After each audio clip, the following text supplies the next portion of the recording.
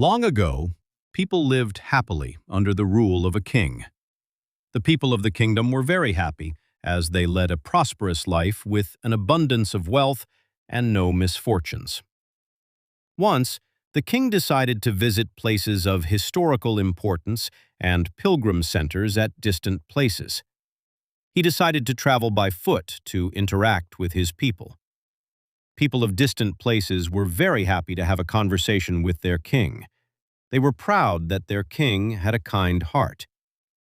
After several weeks of travel, the king returned to the palace. He was quite happy that he had visited many pilgrim centers and witnessed his people leading a prosperous life. However, he had one regret.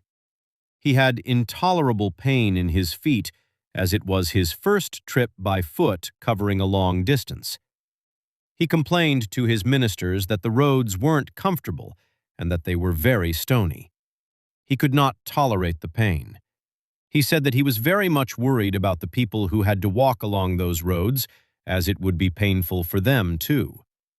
Considering all this, he ordered his servants to cover the roads in the whole country with leather, so that the people of his kingdom could walk comfortably. The king's ministers were stunned to hear his order, as it would mean that thousands of cows would have to be slaughtered in order to get sufficient quantity of leather, and it would cost a huge amount of money also. Finally, a wise man from the ministry came to the king and said that he had another idea. The king asked what the alternative was. The minister said, "Instead of covering the roads with leather, why don't you just have a piece of leather cut in appropriate shape to cover your feet?" The king was very much surprised by his suggestion and applauded the wisdom of the minister. He ordered a pair of leather shoes for himself and requested all his countrymen also to wear shoes.